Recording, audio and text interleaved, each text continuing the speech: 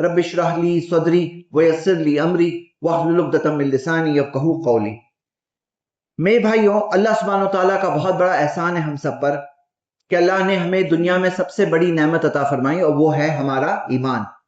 ہم آج کے خطبے میں انشاءاللہ جس موضوع پر قرآن و سنت کی روشنی میں کچھ باتیں دیکھیں گے وہ ہے مال اور تجارت۔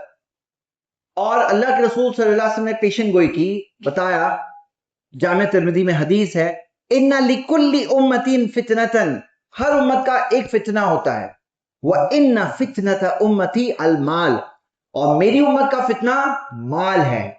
یعنی جو مال ہے نا، اس امت کا بڑا فتنہ ہے، بڑا امتحان ہے، بڑی آزمائش، بڑا ایگزام ہے، بڑے آزمائش کی چیز کیا ہے؟ مال، اس امت کے لیے۔ تو مال کے ساتھ کیا ریلیشن شپ ہونا چاہیے ہمارا، کیسے ایٹیٹیوڈ ہمارا ہونا چاہیے، کاروبار کے تعلق سے اسلام کی کیا رہنمائی ہے، جاب اور سروس کے تعلق سے کیا رہنمائی ہے، انشاءاللہ ہم آج کے خطبے میں یہ تمام چیزیں دیکھیں گے۔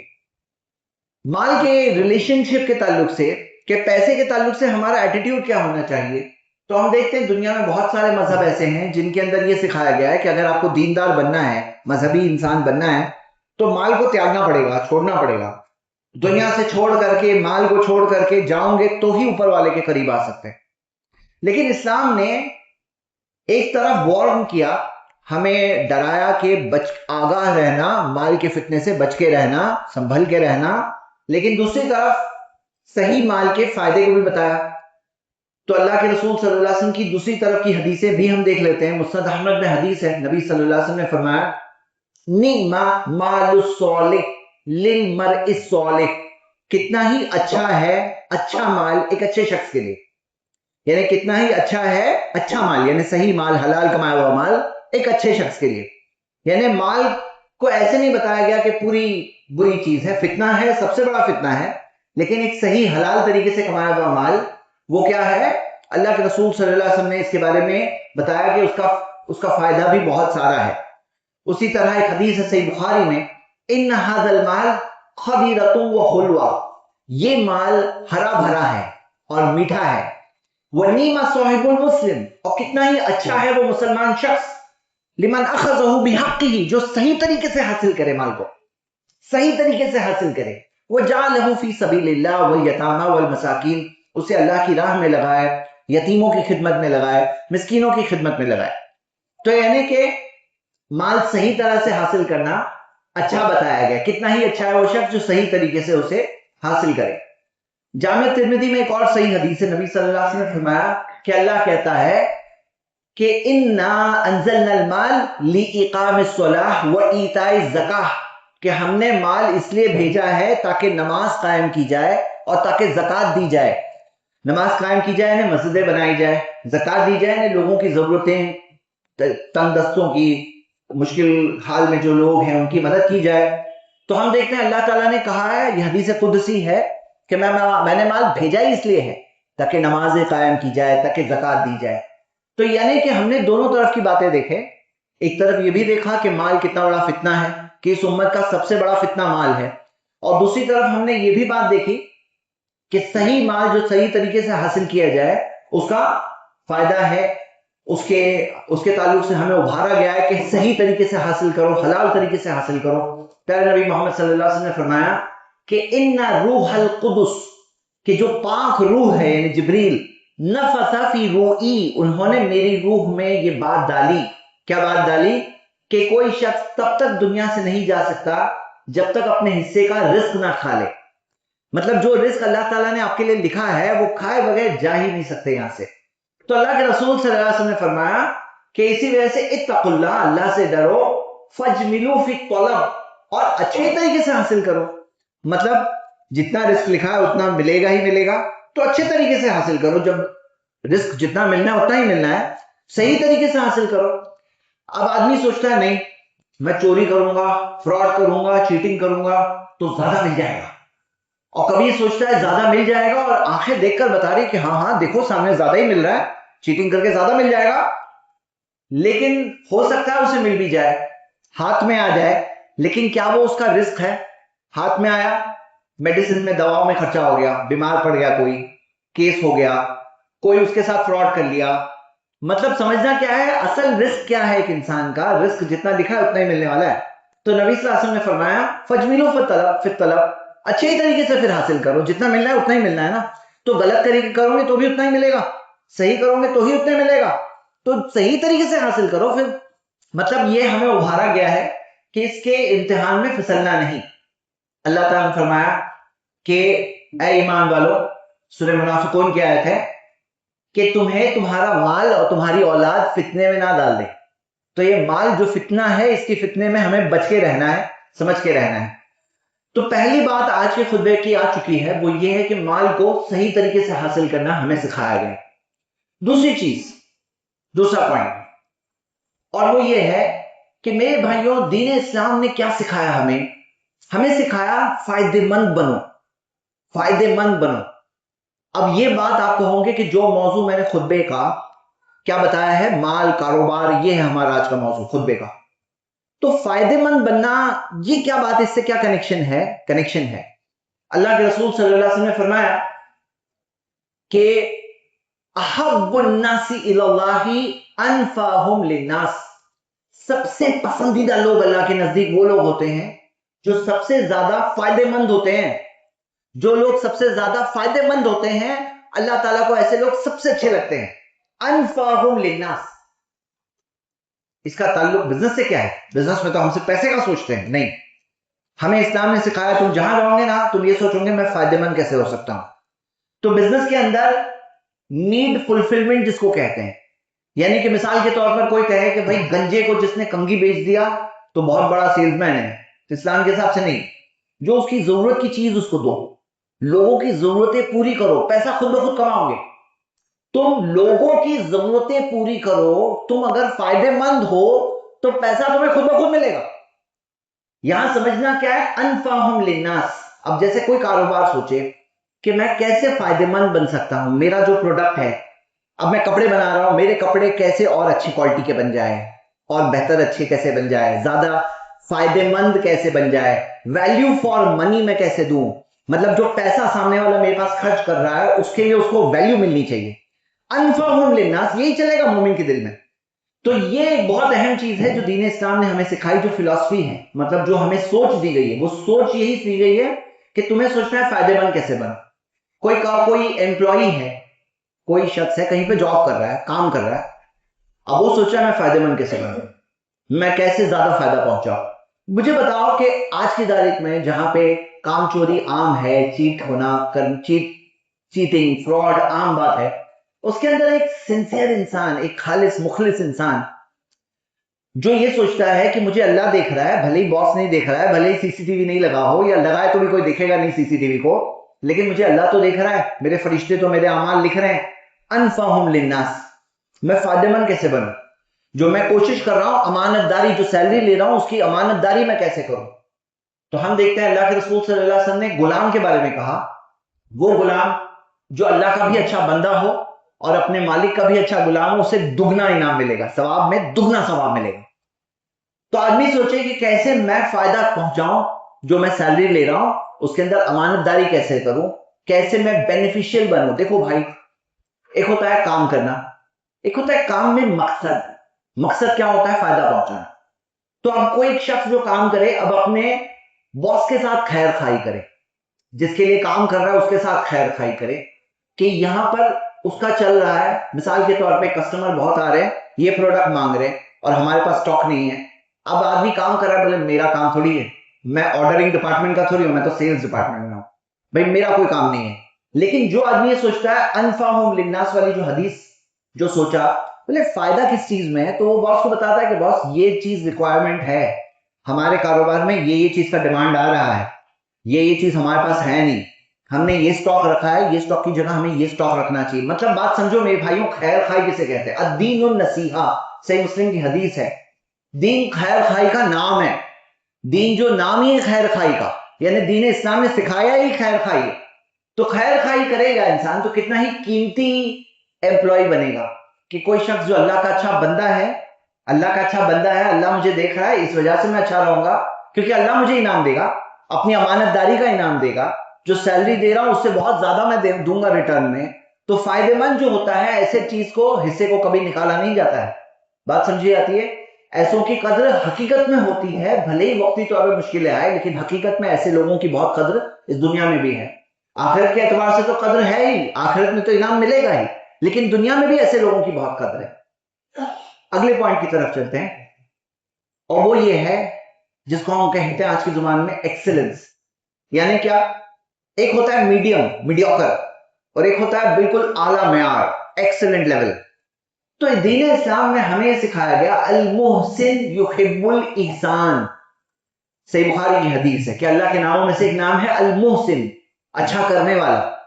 احسان کو پسند کرتا ہے. احسان یعنی بہترین طریقے سے کرو، یہ پسند کرتا ہے. تو جیسے آپ نے مشہور حدیث سنی ہوگی، ان اللہ جمیل ویحب الجمال، اللہ خوبصورت ہے، خوبصورتی کو پسند کرتا ہے. اس کی شرح میں علماء نے یہ بھی بتایا ہے کہ خوبصورتی میں کئی قسم کی خوبصورتی ہوتی ہے. نماز پڑھ رہے ہو تو خوبصورتی سے نماز پڑھو، صدقہ کر رہے ہو تو صدقہ دے رہے ہو تو خوبصورتی سے صدقہ دو. جو بہترین صدقہ کون سا ہے؟ سیدھے ہاتھ سے کیا دے رہے ہو، الٹے ہاتھ کو بھی نہیں معلوم پڑ رہا ہے. کیا کر رہے ہو خوبصورتی سے کرو. اسی طرح مینیجر ہو خوبصورتی سے مینیج کرو، امپلائی ہو خوبصورتی سے کرو، باس ہو تو خوبصورتی سے مینیج کرو اپنی کمپنی کو، اپنے کام کو، کاروبار کو. اسلام نے ہمیں سکھایا کہ تمہیں کوشش کیا کرنا ہے؟ بیسٹ بننے کی کوشش کرنا ہے، اللہ کی مدد سے بہترین بننے کی کوشش کرنا ہے.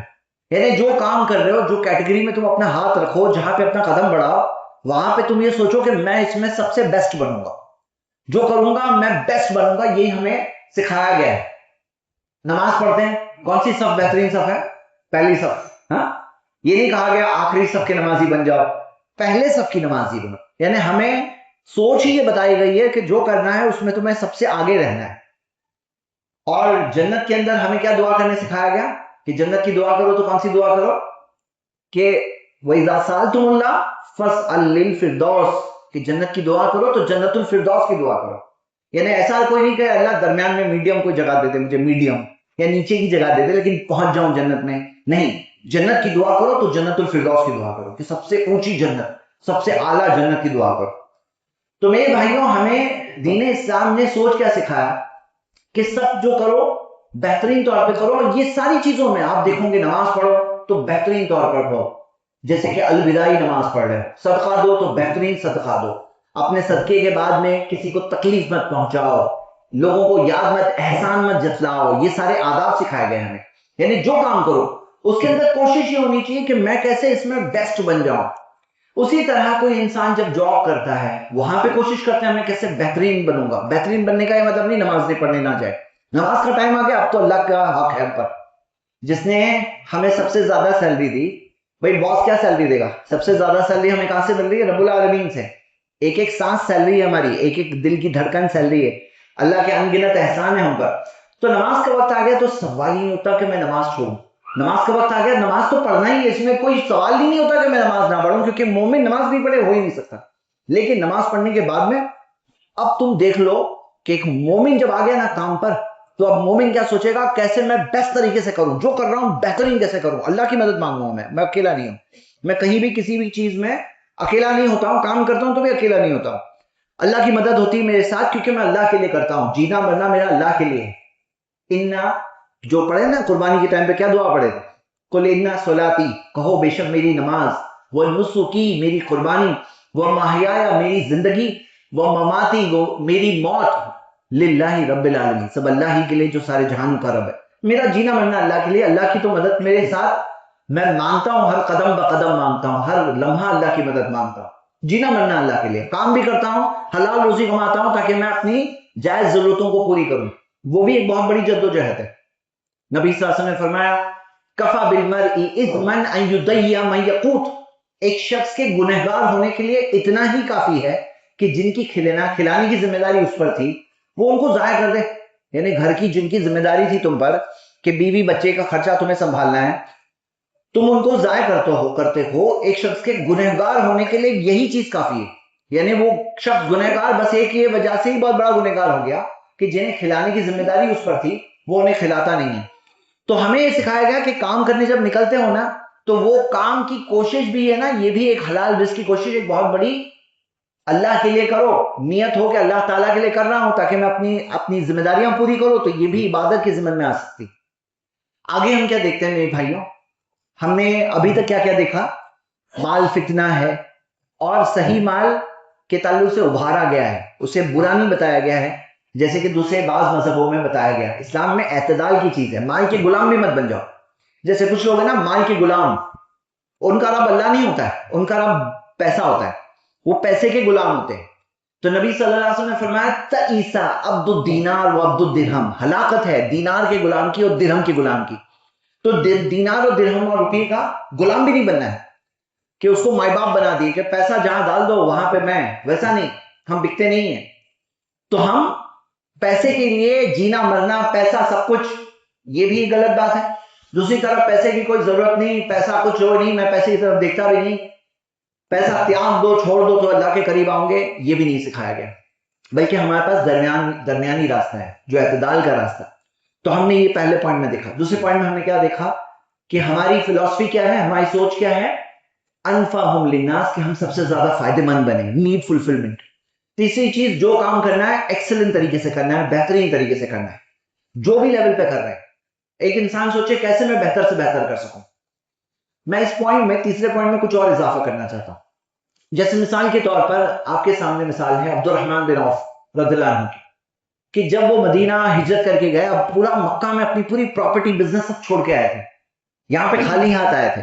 اور اللہ کے رسول صلی اللہ علیہ وسلم نے مقرر کیا کہ انصار میں سے ایک بھائی ہے تمہارا، اور وہ بھائی اس کی پراپرٹی میں تم آدھے شریک ہو گئے.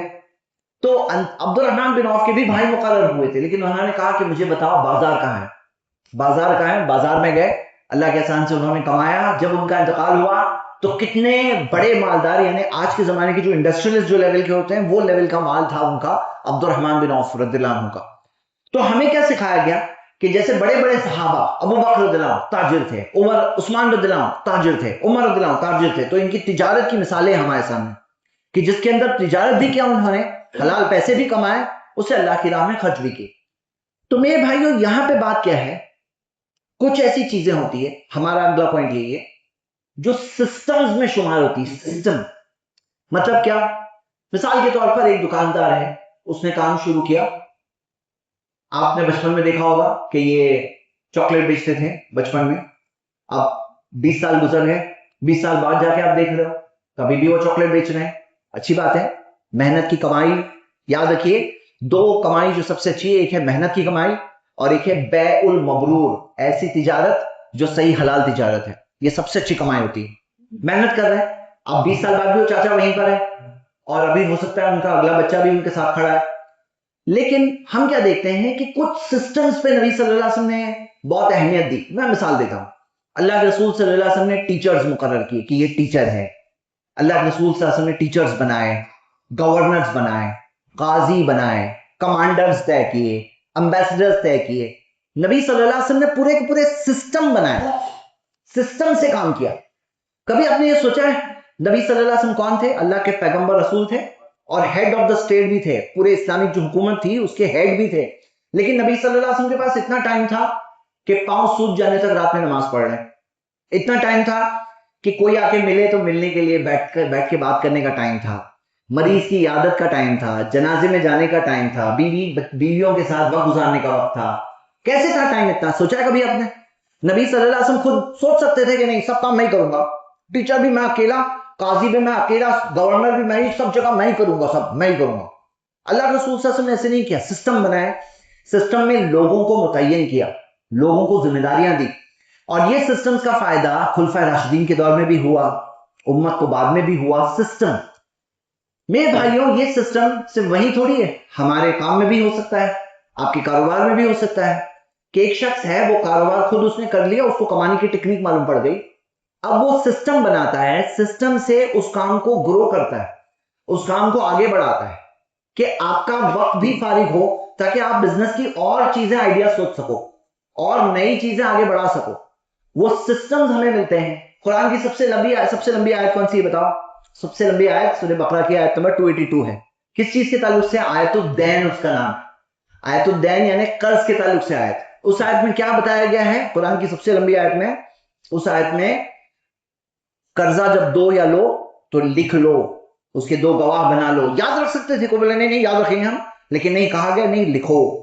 یعنی سسٹم ہے یہ سسٹم ہے کہ قرض دو تو قرض کو لکھ لیا کرو، اس کے لیے 2 گواہ بنا لیا کرو. تو ہمیں کیا ابھارا گیا؟ ڈاکیومنٹیشن اور اس طرح سے لکھ لینا، یہ چیز کے اندر ہمیں ابھارا گیا ہے. تو میرے بھائیوں سوچنے کی بات کیا ہے؟ ایک سوچ ہوتی ہے. کیا سوچ ہے؟ کہ کام کے مجھے آئیڈیا اللہ نے دیا، اب میں اس چیز کو اس سے 100 گنا آگے کیسے بڑھا سکتا ہوں، کیسے اس کو اور آگے بڑھا سکتا ہوں. وہ ایک سوچ ہوتی ہے.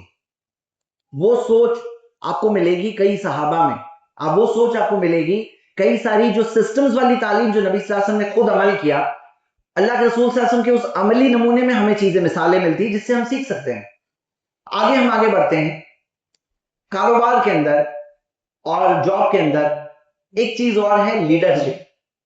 اللہ کے رسول صلی اللہ علیہ وسلم نے فرمایا کلکم راعٍ وکلکم مسئول عن رعیتہ، تم سب کے سب ذمہ دار ہو اور سب کے سب کو اپنے ماتحتوں کے بارے میں پوچھا جائے گا. بھئی کیا چیز سے ایک لیڈر بنتا ہے معلوم ہے؟ اس حدیث کے اوپر غور کرو. یہ حدیث کے اندر جو تعلیم دی گئی ہے، صحیح بخاری کی مشہور حدیث ہے، یہ حدیث کے اندر جو تعلیم ہے اس سے ایک انسان لیڈر بنتا ہے. کیا لیڈر بنتا ہے؟ کلکم مسئول عن رعیتہ، سب کے سب کو اپنے ماتحتوں کے بارے میں پوچھا جائے گا. بات سمجھیے میرے بھائی. مثال کے طور پر آپ کو ٹیم لیڈر بنایا گیا، آپ کے انڈر میں 3 سٹاف رکھے گئے. اب تمہارے جو 3 سٹاف ہے، کوئی کیا بولے بھائی وہ کیا کر رہے ہیں میں کیا دیکھوں، مجھے کیا کرنا لینا دینا، میں تو میرا کروں. یہ لیڈر اچھا لیڈر نہیں ہے. اچھا لیڈر کون ہے؟ جو سمجھتا ہے میرے انڈر میں جو ہے اس کا میں ذمہ دار جب ہوں تو میں اس کام کو نبھاؤں، اس امانت کو نبھاؤں، اس سے کام صحیح کرانا، ان سے کام صحیح لینا، تاکہ وہ بھی صحیح ٹریک پہ رہے، تاکہ وہ بھی آواں بھٹکے اور ٹائم ضائع نہ کرے، وقت ضائع نہ کرے، پیسہ ضائع نہ کرے. تو ذمہ دار وہ ہوتا ہے، صحیح ہے. لیکن جو اس حدیث کو سمجھ لے، اس پہ عمل کرے، وہ انسان نارمل انسان نہیں رہے گا، اب لیڈر انسان ہوگا. وہ لیڈر ہو جائے گا کیونکہ ذمہ دار ہے. اور ذمہ دار لوگوں کی کمی ہے. کن کی کمی ہے؟ ذمہ دار لوگوں کی، جو ذمہ داری کو سمجھتے ہیں. یہاں پہ سب سے بڑی ذمہ داری کس بات سے پیدا ہو رہی ہے معلوم ہے؟ سب سے بڑی ذمہ داری ان الفاظ سے پیدا ہو رہی ہے، کلکم مسئول عن رعیتہ، تم سب کے سب کو ماتحتوں کے بارے میں پوچھا جائے گا. کبھی سوچا ہے آپ نے کہ آپ کے انڈر میں کون کون ہے؟ سپوز کرو ایک بیوی ہے جس کے انڈر میں شوہر کا گھر ہے، ایک شوہر ہے جس کے انڈر میں کوئی نہیں ہے تو اس کی بیوی بچے تو ہے ہی اس کے انڈر میں، اور ہو سکتا ہے وہ کام ہے، کاروبار ہے، ہو سکتا ہے ایریا کا لیڈر، کارپوریٹر ہے، جو بھی ہے، ماتحتوں کے بارے میں پوچھا جائے گا. پوچھا جائے گا کب پوچھا جائے گا؟ قیامت کے دن. قیامت کے دن ایک ایک چیز کا جواب دینا ہے. تو کوئی کہے اچھا مجھے یہ میرے جونیئر کا جواب مجھے دینے کا، ہاں پوچھا جائے گا تمہیں ذمہ دار بنایا گیا تھا، تم نے کیا کیے؟ نہیں لینا چاہیے تھا ذمہ داری. اگر ایسا ہے ذمہ دار جب لے رہے ہو، ذمہ داری لے رہے ہو، اس کا پرٹیکولر انکریمنٹ ہوتا ہے، اس کا پرٹیکولر پیکج ہوتا ہے، تو پھر تمہیں پوچھا بھی جائے گا اس کے بارے میں. کوئی کارپوریٹر ہے اس کو اپنے وارڈ کے بارے میں پوچھا جائے گا، کوئی ایم پی ہے اس کو اپنے پورے زون کے بارے میں پوچھا جائے گا، کوئی کنٹری کا اگر رولر ہے اس کو اپنے پوری کنٹری کے بارے میں پوچھا جائے گا. یہاں پہ کیا ہے؟ کلکم مسئول عن رعیتہ، الفاظ بہت عام ہیں، ہر ایک کو تم میں سے پوچھا جائے گا اپنے ماتحتوں کے بارے میں. کوئی نہیں تو بیوی بچے تو ہے. تو اس سے کیا بات پیدا ہو رہی ہے؟ لیڈرشپ والی چیز پیدا ہو رہی ہے. آگے ہم کیا دیکھ رہے ہیں؟ اور یہ لیڈرشپ بہت ضروری ہے کوئی بھی کام کو آگے بڑھانے میں. کوئی بھی کام کو آگے بڑھانے میں اگر آپ کے پاس اچھا ذمہ دار مینیجر ہے، اچھے لوگ ہیں، اچھی ٹیم ہے آپ کے پاس، تو پھر آپ وہ کام کو کئیوں گنا آگے بڑھا سکتے ہیں. آگے ہم کیا دیکھ رہے ہیں؟ آگے ہم یہ دیکھ رہے ہیں اگلی چیز کہ کس طرح سے ہم خاص فوکس کریں کہ کسٹمر جو ہے، جو آخر میں جو کسٹمر ہے جو اس پروڈکٹ کو خرید رہا ہے، اس کا کیا فیڈ بیک ہے، اس کو کیا پریشانی آ رہی ہے، اس کی کون سی پریشانی حل ہو رہی ہے. میرے بھائیوں آپ کو پتا ہے دنیا کے اندر ماڈرن سائنس، جو آج کا ماڈرن سائنس ہے، یہ سائنس کی شروعات کب ہے؟ رینیسانس پیریڈ میں، تقریباً 16 سے 18ویں صدی میں.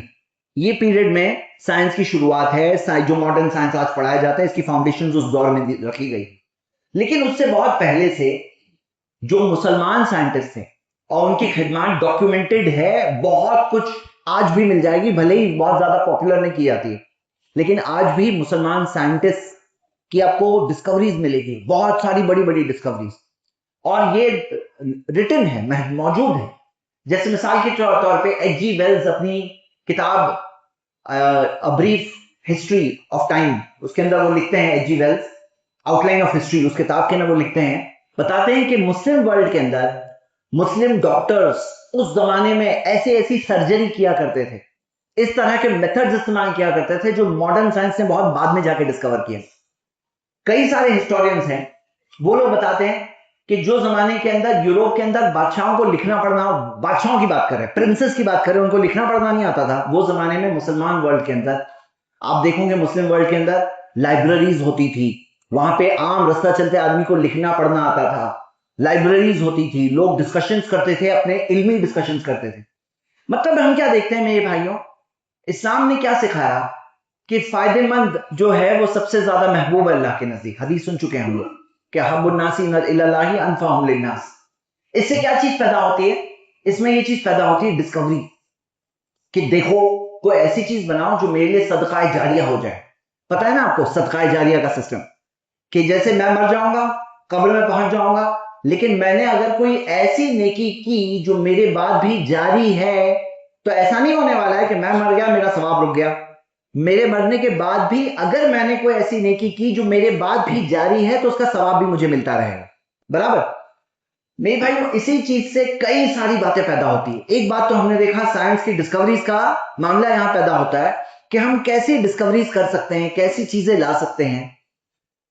کئی چیزیں آج بھی دنیا میں بہت سی چیزیں ہیں جو دنیا کے لوگ کئی چیزوں میں پریشان ہیں، کیا کوئی سلوشن نکال سکتے ہو؟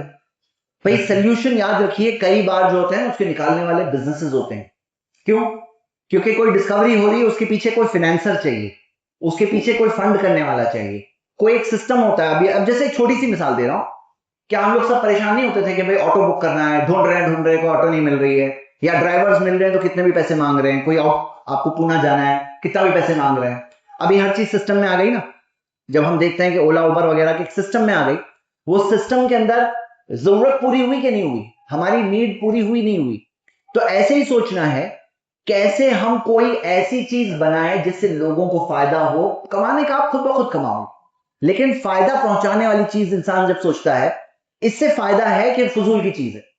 تو یہ کئی ساری جو ہم دیکھ رہے ہیں کہ وہ سائنٹسٹ نے جو ڈسکوری کی کہ قرآن کی جو آیت ہے افلا تتفکرون، کیا تم غور نہیں کرو گے، علم ترا، کیا تم پہاڑوں کی طرف نہیں دیکھو گے، اونٹ کی طرف نہیں دیکھو گے، ابھی سورہ غاشیہ میں آپ سننے والے آیتیں ہیں، ہاں، تو کیا تم یہ سب نہیں دیکھو گے؟ قرآن کے اندر آیتیں ہیں، جب انسان وہ سب دیکھے گا، غور کرے گا، افلا تعقلون، عقل نہیں استعمال کرو گے، قرآن میں 24 جگہوں پہ کیا عقل نہیں استعمال کرو گے؟ افلا تبصرون، دیکھو گے نہیں، ہاں، علم ترا، کیا یہ نہیں دیکھتے؟ تو اسلام میں ابھارا گیا۔ اب جب دیکھے خود بخود ڈسکوریز ہوئی، جب غور کر رہے ہیں، سوچ رہے ہیں، دیکھ رہے ہیں چیزوں پر، خود بخود نئی چیزیں، ایجادات دنیا میں آئی، وجود میں آئی۔ کیسے وجود میں آئی؟ مسلمانوں نے ان چیزوں کو وجود میں لائے۔ کیوں؟ ارے بھائی مسلمان دنیا کے اندر یہ اس زمانے کے، اس سے پہلے 1000 سال تک سب سے بڑے سپر پاور دنیا کے مسلمان ہوا کرتے تھے۔ تو کیا ایسے ہی تھے؟ کچھ سائنٹیفک ڈسکوری نہیں تھے، سب پچھڑے ہوئے لوگ تھے لیکن پھر بھی سپر پاور تھے۔ تو ظاہر سی بات ہے اتنے بڑے جب سپر پاور تھے دنیا کی سب سے بڑی ایجادات اور ڈسکوریز مسلمانوں میں ملتی تھی، سب سے آگے ہوا کرتے تھے دنیا کے اندر اس پورے میدان میں۔ یہ تھی، یہ چیز سٹیپس ہوتی ہے، اللہ کی مدد سب سے بڑی چیز ہے، لیکن دنیا میں ذریعہ ہوتی، تو یہ ذریعوں میں شامل ہے۔ آخر میں میرے بھائیوں، میں آخری بات یہ کہوں گا، اور وہ یہ ہے کہ دین اسلام نے ہمیں سکھایا اللہ پہ بھروسہ کرو۔ مطلب کیا؟ تم ٹینشن مت لو بھائی، تمہارا ٹینشن تم اللہ تعالیٰ پہ ڈالو، یہ دل کی عبادت ہے۔ ان اللہ یحب المتوکلین، اللہ توکل کرنے والوں سے تو محبت کرتا ہے، اللہ پہ ڈالو، لیکن ذریعے اختیار کرو۔ مطلب اللہ کے رسول صلی اللہ علیہ وسلم نے فرمایا عاقلھا وتوکل، اونٹ کو باندھو اور بھروسہ اللہ پر کرو۔ مطلب اونٹ کو تو باندھو، تم بھروسہ کس پہ کرتے ہو؟ اللہ پہ کرتے ہو، لیکن اونٹ کو باندھو۔ تداووا، دوا لو، فإن اللہ لم یدع داء الا وضع له شفاء، کیونکہ اللہ نے کوئی بیماری نہیں بنائی لیکن اس کے لیے شفا بھی بنایا۔ تو مطلب شفا دینے والا کون ہے؟ اللہ ہے، لیکن تم دوا لو گے۔ رزق دینے والا اللہ ہے لیکن تم کوشش کرو گے۔ تو آخری بات سورہ مریم کی ایک آیت میں بتانے والا ہوں، اور میرے بھائیوں میں آپ سب کو ابھاروں گا کہ یہ آیت میں جو میسج ہے نا ہمارے لیے، اس میسج پر غور کریے اور اس پر ورک کریے، کام کریے۔ مریم علیہ السلام چائلڈ ڈیلیوری کا ٹائم ہے، عیسیٰ علیہ السلام پیدا ہونے والے ہیں، اس سے پہلے کا وقت ہے، تکلیف میں ہے، پریشانی میں ہے۔ تو اللہ تعالیٰ نے رزق کے طور پر ان کے لیے تر و تازہ کھجور بھیجے۔ کہاں بھیجے؟ قرآن کی آیت ہے وَحُزِّي إِلَيْكِ بِجِذْعِ النَّخْلَةِ کہ پیڑ کے تنے کو ہلاؤ اپنی طرف. جو کھجور کا جو درخت کا پیڑ تھا نا اس کے تنے کو ہلاؤ اپنی طرف. تُسَاقِطْ عَلَيْكِ رُطَبًا جَنِيًّا آپ کے پاس تر و تازہ کھجور گر جائیں گے. تر و تازہ کھجور پیڑ پہ سے گریں گے. یہ اللہ کا بھیجا ہوا رزق ہے. لیکن امام قرطبی کہتے ہیں یہاں پہ جو مریم علیہ السلام کو پیڑ کے تنے کو ہلانے کہا گیا, رزق دینے والا اللہ ہے, وہ کہہ رہے ہیں کہ اس بات سے یہ بات ثابت ہوتی ہے کہ جب رزق گارنٹیڈ بھی ہوتا ہے, ملنا ہی ہے, تو بھی اللہ چاہتا ہے کہ تم کچھ کوشش کرو اس کے لیے. اب جیسے مثال کے طور پر کوئی آدمی ہے بزنس کر رہا ہے, لیکن بس ہم کھول کے بیٹھے ہیں, ہم کچھ کر رہے نہیں ہیں. بھائی آگے بڑھو, تم اپنا پیڑ کا تنا ہلاؤ. کوئی ہے جو جاب مارکیٹ میں کوشش کر رہا ہے مجھے اچھا جاب مل جائے, ہاں بھائی جاب کی کوشش کر رہے ہو سکتا ہے اللہ نے تمہارا رزق رکھا ہے, تم اپنی کوشش نہیں کر رہے ہو جتنی کرنی چاہیے. جتنا پیڑ کے تنے کو ہلانا چاہیے اتنا تم ہلا نہیں رہے ہو. جس طرح سے اونٹ کو کس کے باندھنا چاہیے تم باندھ نہیں رہے ہو. ہاں تو یہاں پہ تم کوشش کرو, ہاں کوشش کرو. مطلب کیا ہے, اللہ رزق دینے والا ہے. ہو سکتا ہے آپ کا رزق آ گیا ہے, پیڑ پہ ہے, لیکن آپ اپنے اندر سے وہ طاقت لگا کے کوشش نہیں کر رہے ہو. یہ بہت اہم پیغام. تو ہم یہ پیغام سے کیا سیکھتے ہیں کہ کیسے فائدہ مند بنے. یہ پورے خطبے کے اندر ہم نے کاروبار اور بزنس کو اگلے لیول پر کیسے لے جائیں, اس کے تعلق سے چند باتیں آئی یہاں پر. اور قرآن و حدیث میں خزانے میرے بھائیوں, خزانے. اگر آپ غور کرو گے نا تو جینے کا طریقہ, آخرت کا طریقہ بھی کامیابی کا دیا گیا ہے, اور دنیا میں کامیابی کا بھی طریقہ ہمیں دین اسلام نے سکھایا ہے کہ دنیا میں بھی کامیاب ترین کیسے آپ بن سکتے ہیں. وہ اصول, وہ ضابطے, وہ پرنسپلز, وہ کیا ہے, وہ ہمیں سکھائے گئے. اللہ سے دعا اللہ ہم سب کو دنیا کی اصل آزمائش میں کامیاب ہو کر آخرت کی کامیابی پانے والا بنا دے, اپنے گناہوں سے توبہ کرنے والے بنا دے. اللہ ہمارے بھائی جہاں کہیں پریشانیوں مشکلوں میں ہیں ان کی مدد کر دے. اللہ ان کی پریشانیوں کو دور کر دے, ان کی حفاظت کر دے, ان کی مدد کر دے. اللہ مدد کرنے والا تو صرف تو ہی ہے, آسمان و زمین میں صرف تیرا ہی چلتا ہے. ہم تجھی سے مدد مانگتے ہیں کہ تو مدد کر دے, حفاظت کر دے. اللہ ہم نے جو پریشان حال ہے ان کی پریشانیوں کو دور کر دے. جو صحت کے تعلق سے پریشان ہیں ان کی تکلیف کو دور کر دے. اقول قولی ھذا واستغفر اللہ لی ولکم ولسائر المسلمین من کل ذنب واستغفروہ انہ هو الغفور الرحیم.